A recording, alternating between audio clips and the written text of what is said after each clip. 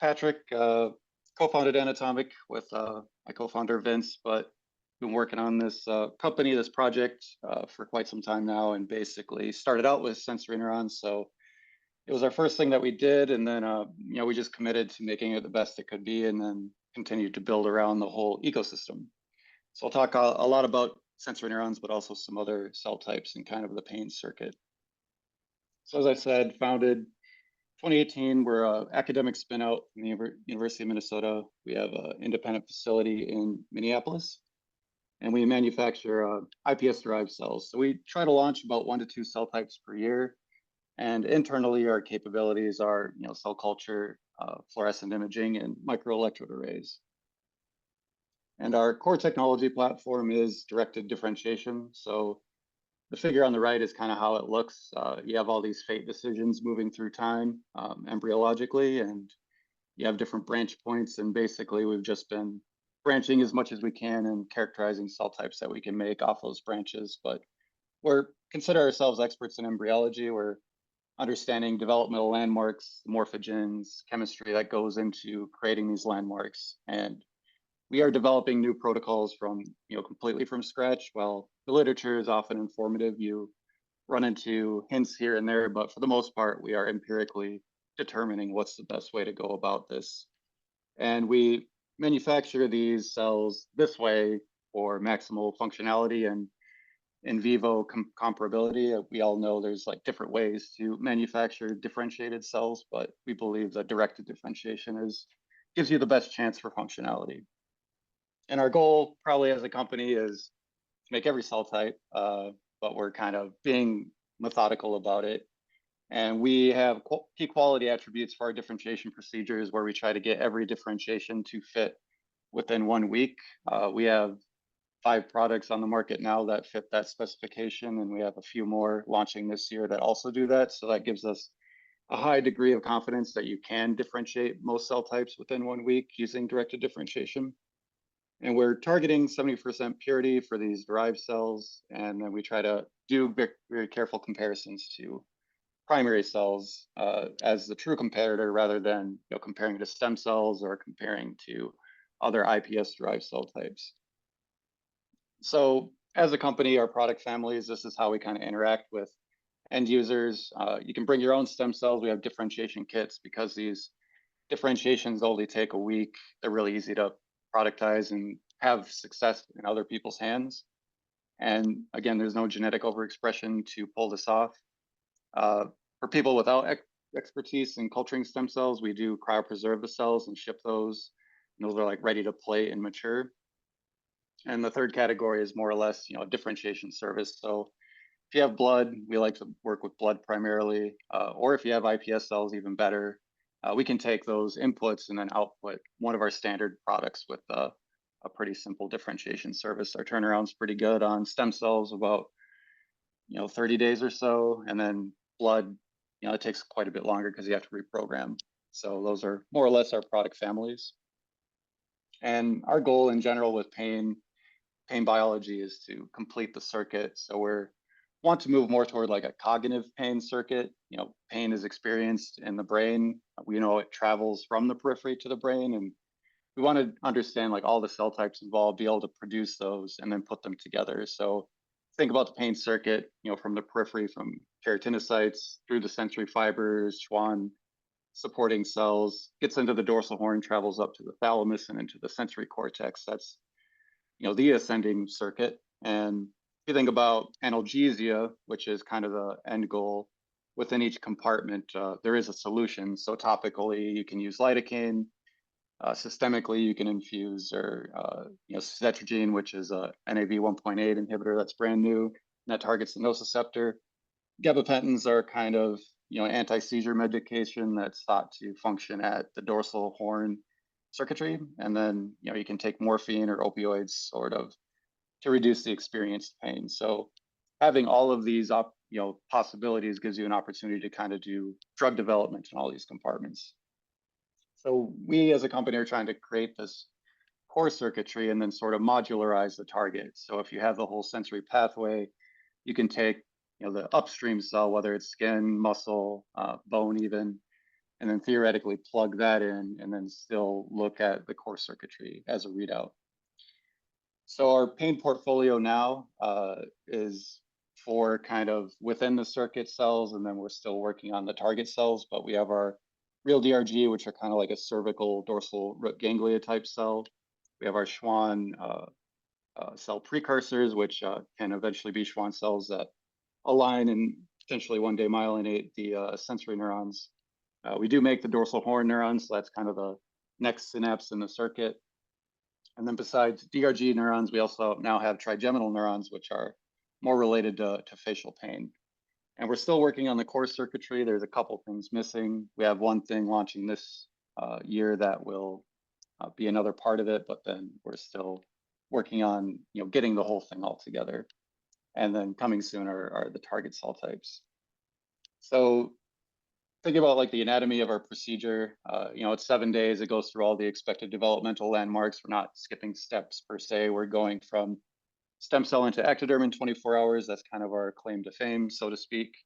And then we get into sort of a spinal ectoderm population, OXB4 expressing, before we mature that into a neural plate border, neural crest in 4 days. That's pretty much 100% pure. And then over the ensuing few days, you can make immature sensory neurons that can be passaged and plated out. You can store them by freezing them, things like that. So the end result after a week in culture of the manufactured cells is more or less 90%, 99% neuronal purity. Most of it's brain 3A islet 1. And you don't have to do mitomycin C to kill off non-mitotic or mitotic cells. You don't have to sort the cells. So it's a very solid protocol. It was the first thing we made, and it's had a lot of iterations through time, and the current version is quite useful for a variety of different labs who are using it. And that was just like a scheme for one cell. We've applied this to multiple cells internally, but our end users have really taken this to the next level. Dozens of cells being differentiated with our sensory differentiation kit, but internally, just looking at these landmarks of NAV1.7, beta-3 tubulin, peripherin, TRPV1, you can see that in 𝗕cie, even if the antibodies aren't the best. And then gene expression, you can sort of see the landmark genes similar to what you see by 𝗕cie, and very consistent expression across donors. And we've done a lot of internal validation, but the best validation you can have is external. So since 2021, the real DRG product has appeared in 25 publications, so about 5 per year.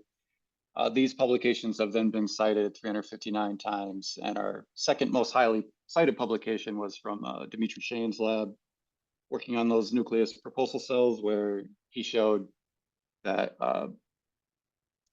like CSF or something, or synovial fluid from an back arthritic patient could cause neuri outgrowth with our cells. So we're not exactly in bone pain now, but people are sort of using it for a variety of pain, and this is certainly applicable to what people are looking at. And then beyond just that publication, pretty much any assay that you could think about, the cells have been used in and published with.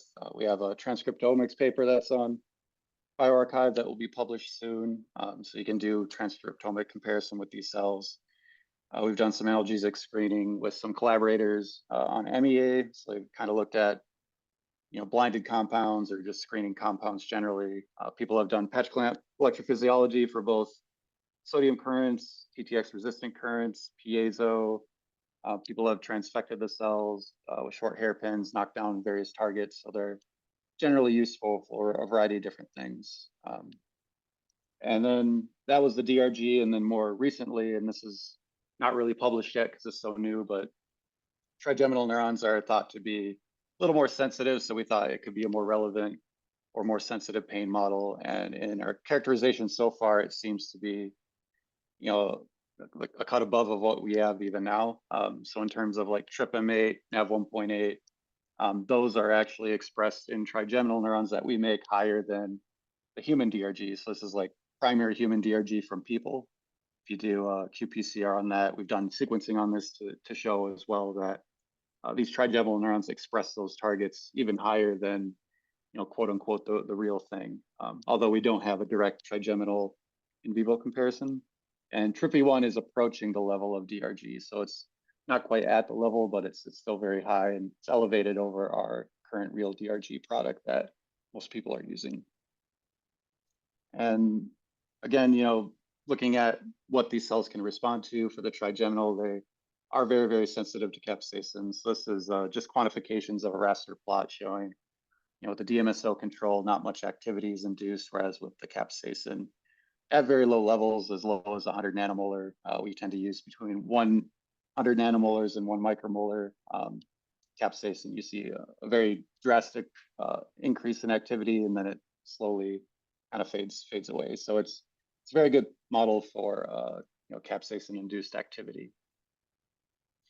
And for our customers, our users to be successful, we don't just kind of throw the cells over the wall to you and expect you to figure it out. We've internally developed numerous protocols. A lot of the papers that have been published started with our protocols and either maintained how those protocols work or they bettered them in some way, but we have a roster of applications how to use the cells. So it's our job, we feel, to get you to an assay, and then after that, that's where your research kicks in.